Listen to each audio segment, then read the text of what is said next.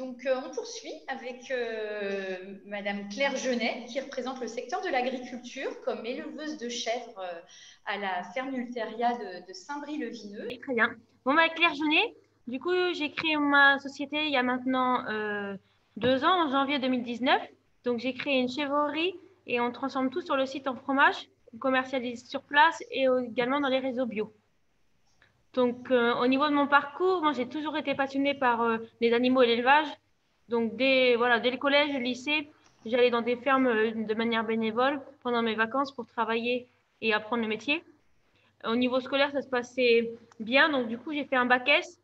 Et derrière, pour acquérir le maximum de connaissances, j'ai fait une école d'ingénieur en agriculture à Beauvais. À la suite de ça, du coup, j'ai déménagé à Poitiers, où je suis restée 4 ans en tant que commerciale en nutrition animale. Donc, j'allais de ferme en ferme. Et donc là, c'était un métier aussi très masculin parce que j'étais la seule femme sur 40 hommes. Donc, c'est vrai que c'était pas forcément facile au départ. Donc, voilà, pendant 4 ans. Et puis même, tous mes clients, c'était généralement des hommes dans les fermes. Donc, c'est vrai qu'il fallait faire sa place au départ pour pouvoir conseiller, montrer qu'on savait aussi. Et puis, voilà, que ça puisse bien se passer par rapport à nos conseils, quoi. Et après, j'ai déménagé à Rennes pendant 4 ans également. Et là, j'étais ingénieur commercial France en nutrition, le lien entre la nutrition animale et la nutrition humaine, puisque je travaillais en lien avec la société Bleu Blanc Cœur, l'association, pour améliorer la ration des animaux pour que le produit transformé derrière soit meilleur pour notre santé. Et donc là, j'ai rencontré les dirigeants de l'entreprise Mobilewood qui avait pour projet de créer un écosystème. Donc, on est sur 10 hectares. Et sur ce site, on veut, voilà, créateur de valeur pour l'homme et le vivant. C'est-à-dire, sur le même site, on a à la fois du coup des écoles primaires et maternelles. Mobilewood, une entreprise qui fait l'agencement massif de bois, notamment pour les magasins comme Biocop. Et moi, je m'occupe de la partie agricole du site. Donc, on a démarré avec 70 chefs l'année dernière. Cette année, là, d'ici à moi, on va en avoir 120. L'année prochaine, on sera à 200. Parce que le but, c'est pour voir, parce que c'est vrai que c'est un métier qui est compliqué, parce qu'on travaille tous les jours et du lundi au dimanche et toute l'année. Donc, c'est pour pouvoir travailler à plusieurs, créer de l'emploi, pour animer les territoires ruraux également, et travailler à plusieurs pour se dégager également du temps et avoir une vie de famille aussi.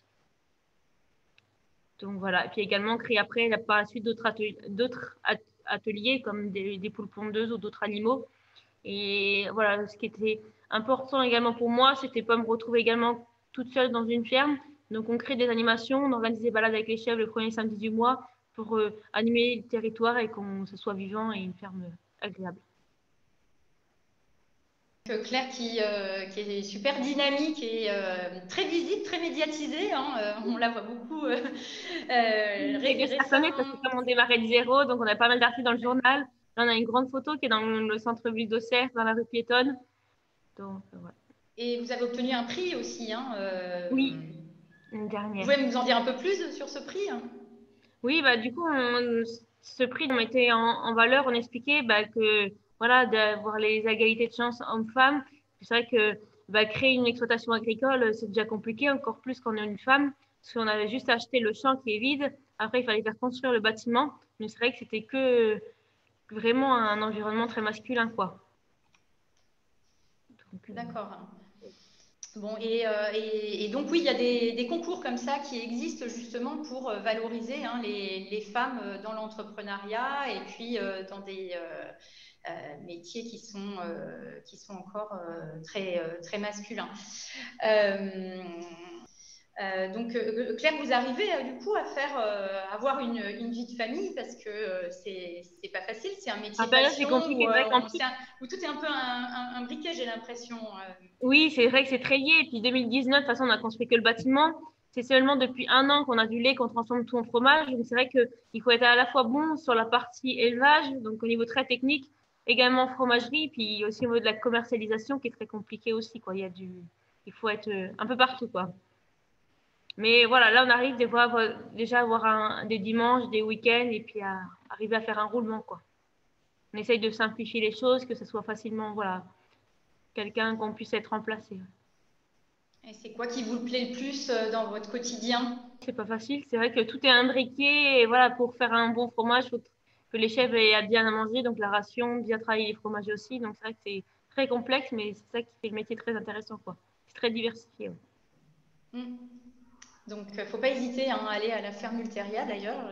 C'est très très bon, les fromages de Claire. Les promenades avec les biquettes sont très sympas aussi.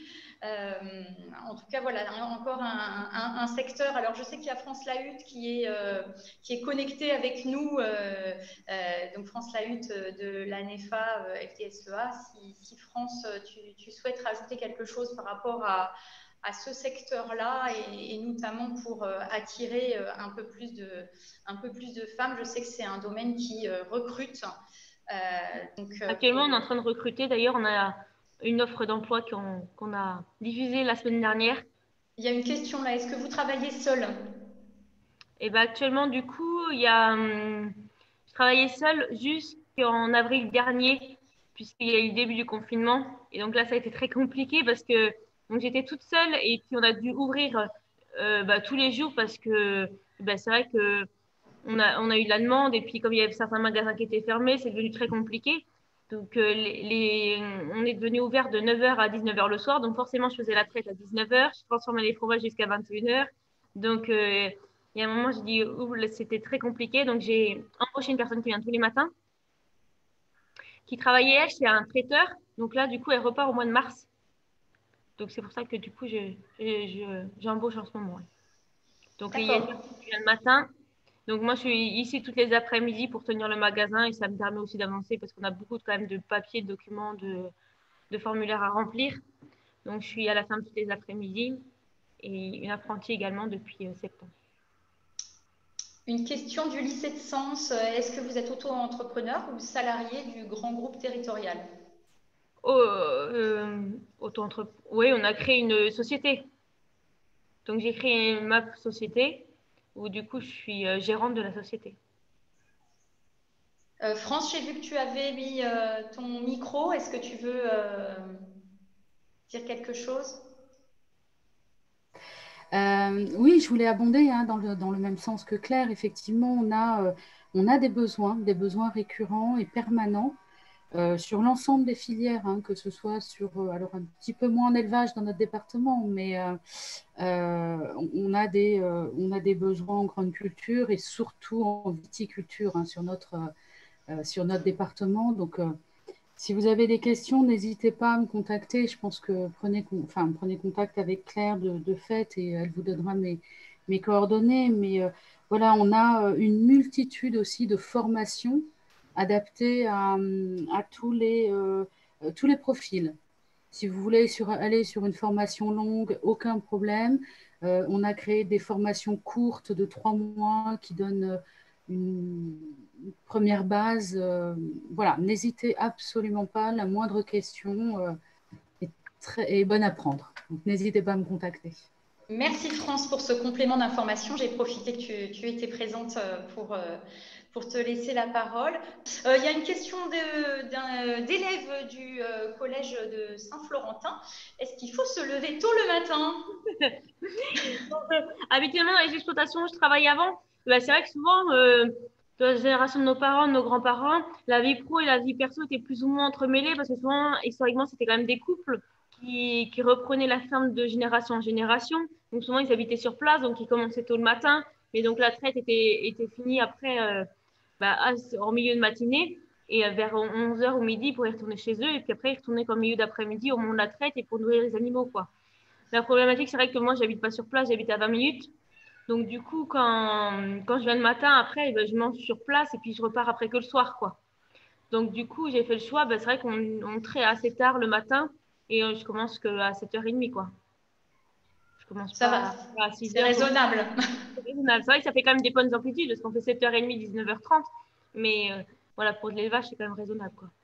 Vous êtes passionné, vous faites un métier qui vous plaît vraiment et vous savez pourquoi vous vous levez le matin.